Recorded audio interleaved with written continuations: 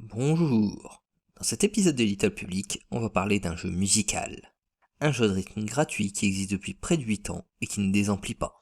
Et vu qu'ici on parle de choses pas connues, ce ne sera pas une émission sur Guitar Hero. Ceux qui s'attendaient à ça peuvent repartir. Et oui, il n'y a pas que ça dans les jeux musicaux. Aujourd'hui, c'est un jeu qui a un mode solo, un mode multi et une grosse dimension communautaire dont on va parler. De plus, qui a dit qu'on avait besoin d'un jeu payant pour s'amuser ? Aujourd'hui, on va parler de Ozu. Non, pas ça. Ah, c'est mieux. Générique.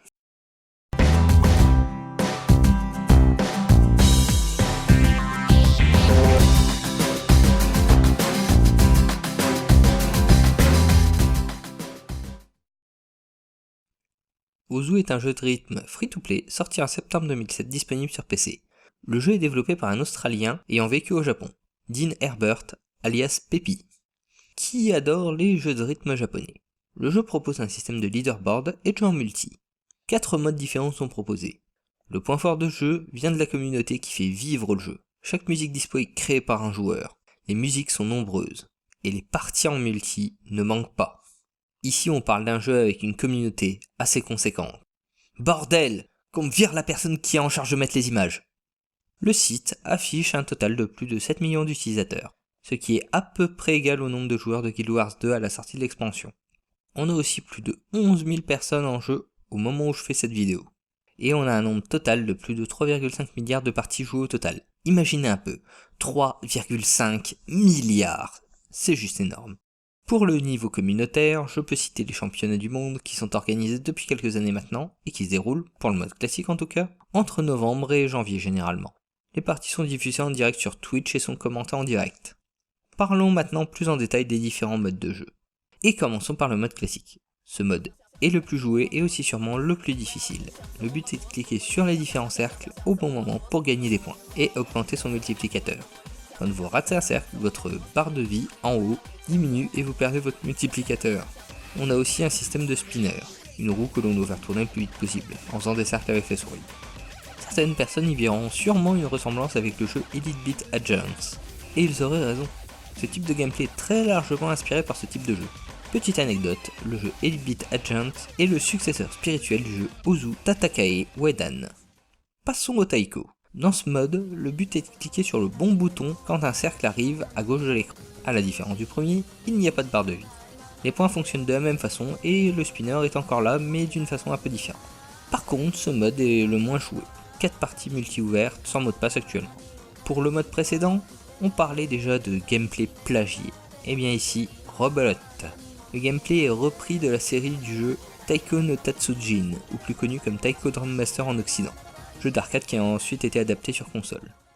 Le mode Catch the Beat, ou CTB pour les intimes, est sûrement le plus facile des 4. Le but est de récupérer les fruits qui tombent avec le plateau de notre personnage, que l'on déplace avec les touches gauche et droite du clavier. On peut aussi utiliser la touche contrôle pour accélérer. Dans certains niveaux, on a droit à une ou plusieurs zones bonus. Le but n'est pas de tout récupérer, mais d'en récupérer le plus possible. Ce mode est plus centré sur les combos, mais le système de score est toujours le même. Et, fait exceptionnel, il s'agit sûrement du seul mode de jeu vraiment original. Et enfin, le mode Ozumania est le petit dernier. Il est sorti vers fin 2012. Le but est d'appuyer sur les touches du clavier au moment où les barres arrivent en bas de l'écran. Il faut aussi les relâcher au bon moment. Ce mode se rapproche un peu de Guitar Hero, ou plutôt de Rhythm Zone. La difficulté vient principalement du nombre de touches à utiliser, variant de 4 à 7. Le système de score est beaucoup plus complexe que dans les autres modes. Les points sont comme dans le mode classique, mais c'est la précision qui compte et le score maximum théorique est de 1 million, et les combos comptent pour très peu. Encore un mode inspiré d'un autre jeu, que dire de plus ? Tout ça ne serait pas complet si on ne parlait pas des modes. Les modes permettent de modifier une musique en la rendant plus facile ou plus difficile. Quand vous utilisez un mode, un multiplicateur est appliqué au score. Si vous êtes masochiste, vous pouvez en utiliser plusieurs en même temps, et peut-être exploser le record mondial. La partie multijoueur est bien faite, même si elle reste simple. Le point intéressant est que les joueurs ne sont pas obligés d'avoir la bitmap en entrant dans une partie. S'ils ne l'ont pas, il suffit de cliquer dessus et le jeu vous redirige automatiquement vers la page de téléchargement. Les bitmaps à la mode sur le multi ne suivent pas tout le temps les musiques à la mode. Elles suivent leur propre mode ou celle d'internet. Il y a une tonne de points positifs à ce jeu. Déjà il est gratuit et à 100%, comme je le disais dans l'intro, pas de microtransactions, de pub ou d'autres pratiques du genre. ce qui est déjà un très bon point. La seule chose qui s'en rapproche le plus est la possibilité de devenir un supporter pour 4$ pour un mois, et d'avoir quelques petites choses plus pratiques, mais pas nécessaires. Ensuite, on a un côté compétitif très prononcé, c'est ici que l'on trouve l'intérêt du jeu. Toutes les bitmaps ont leur propre leaderboard au niveau mondial. Sur le site, on trouve aussi les classements des joueurs entre eux, les classements par pays, etc., etc. Sur le site, ou pour le multi, c'est le score de performance qui est affiché. Il s'agit de votre score par rapport à votre date d'inscription en gros. Plus vous jouez et faites de bons scores, plus il augmente. Et si vous ne jouez plus, votre score baisse.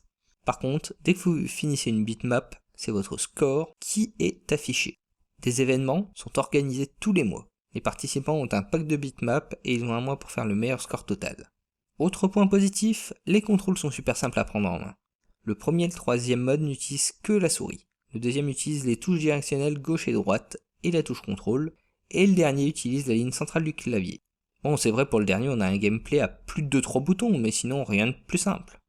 Les 4 modes de jeu permettent une bonne diversité, et ça permet de proposer un gameplay un peu plus riche que certains jeux musicaux ne se basant que sur une seule idée de gameplay. Ah merde, je viens de citer la quasi-totalité des jeux musicaux. Bon, pas grave. Autre avantage, le nombre gargantuesque de musiques disponibles. Oui, elles se comptent en dizaines de milliers. Vous pouvez sans problème avoir les musiques sur lesquelles vous voulez jouer, tant que ce ne sont pas des musiques françaises. Parce que la seule page de musique française fait un peu peur quand même. Et ça montre un défaut dont je reparlerai après. Enfin, le dernier point positif est la communauté, qui fait vraiment vivre le jeu. Entre ceux qui font les bitmaps, ceux qui s'occupent d'organiser les équipes pour les championnats, ceux qui commandent ces derniers, ce sont vraiment tous ces gens-là qui font avancer le jeu.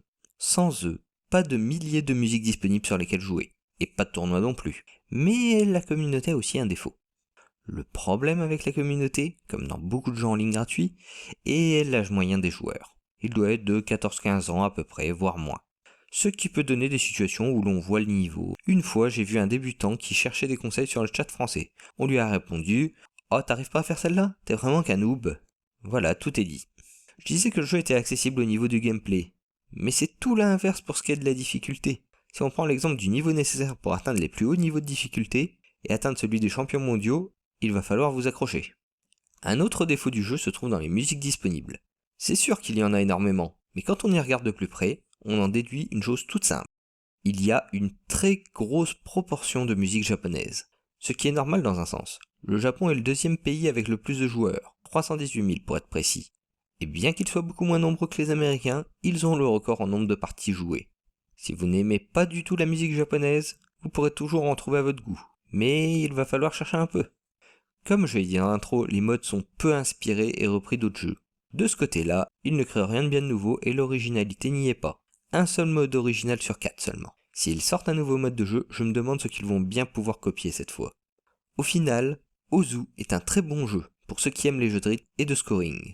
La seule chose qu'on peut lui reprocher est la difficulté qui peut être assez importante pour un débutant, et la trop grande proportionnalité de musique japonaise par rapport aux autres. À part ça, je le conseille à tous ceux qui veulent un bon challenge. Vous pouvez l'avoir sur le site officiel, dont le lien est dans la description. De plus, j'ai créé un pack d'une centaine de musiques pour commencer ne pas avoir à télécharger 15 000 packs différents, où il y en a très peu qui vous intéressent, ou télécharger les musiques à l'unité. Et je le rappelle, le jeu est gratuit. Sur ce, bon jeu, et à la prochaine!